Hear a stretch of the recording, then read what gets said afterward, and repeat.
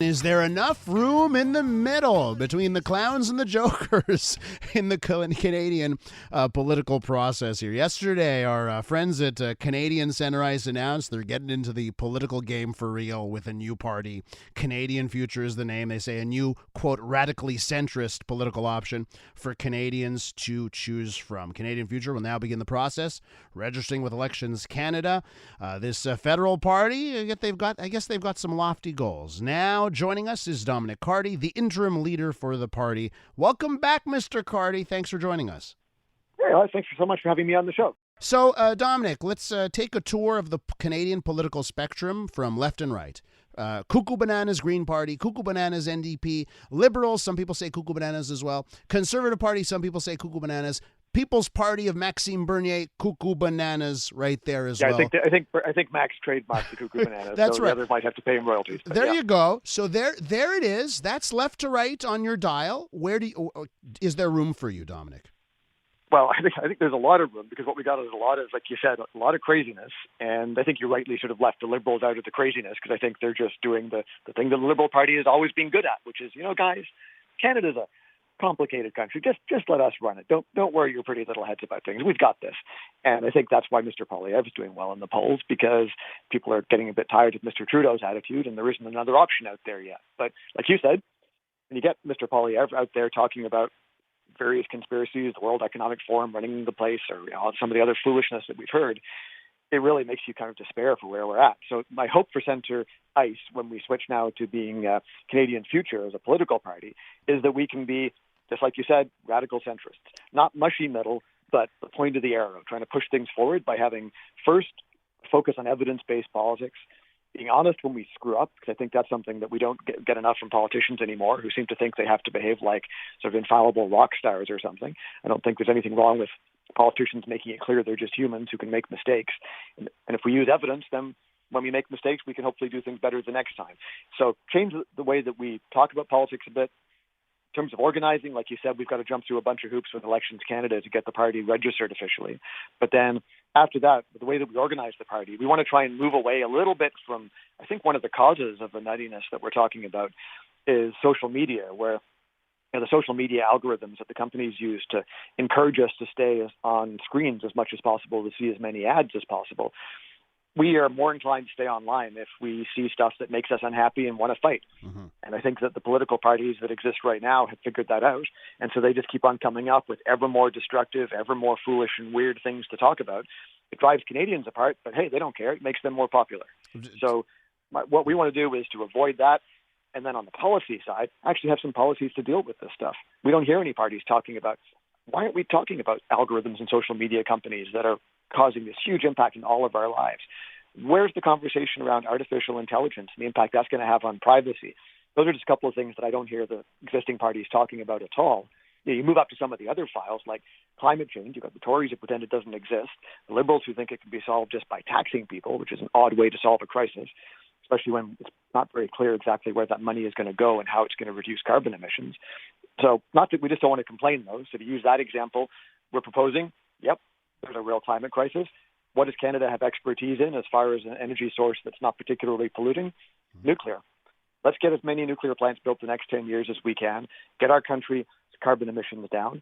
It's technology we already have. We're already leaders in this field. We can sell reactors to other countries who don't have some of the same capacity we have and help the rest of the world. So we're looking for opportunities for Canada to do better, base it on evidence, and then make sure the Canadians can see the results. And we want to do that on every single policy file, whether it's dealing with reforms to the healthcare system, strengthening Canada's role overseas, go down through the list, and happy to talk about any of those things. So let me ask you this, and I think it goes with the Centre Ice Canadian mantra that you used, that your movement has used in the past. So politics, it's a game of hockey at the arena. And it kind of sounds, especially how you started off by talking about social media, you want to play that game of hockey at the arena, but you don't want to wear skates. Like, it seems like social media, you need it.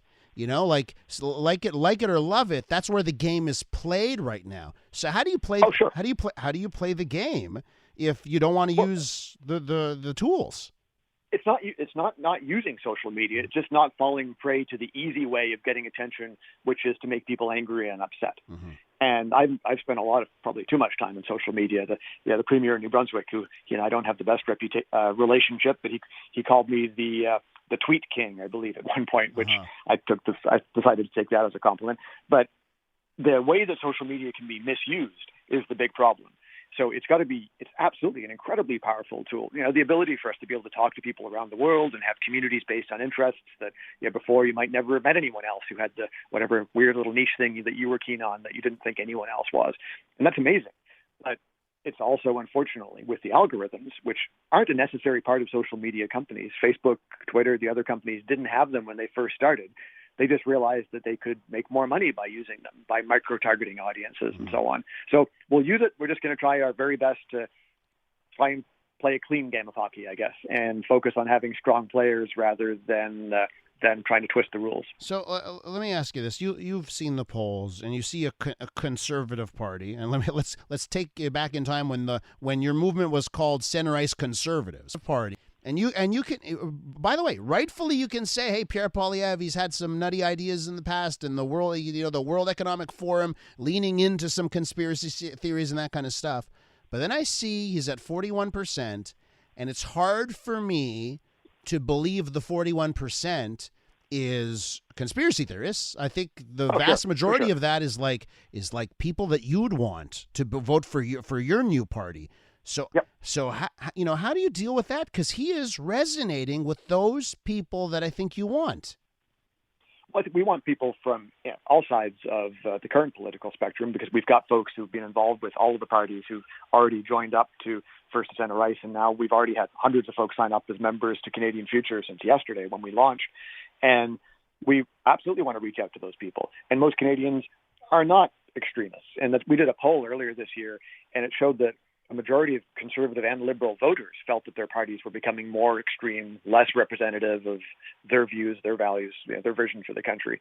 So we've got to first remember, don't assume that people who support a political party today are going to do it forever. And there's that tendency for, especially with the world of social media, for us just to divide people into these very sort of strong boxes where you can, if you're a Tory, you're just always a Tory, and you're obviously evil, or you're a liberal, and therefore you're going to be terrible. Dominic, sorry to cut you off, Dominic, but I have to get to one question here before I have to let you go. And it has to do with, we've heard grumblings from internally within Conservatives, internally within Liberals, especially now, more of late within the Liberals. We even have MPs going on the record and off record that they're unhappy with their own party. Have you had a discussion with a current sitting MP in any party in the House of Commons that is considering leaving their party to join yours? Yes. Do you think you'll have an announcement on that end sooner than later?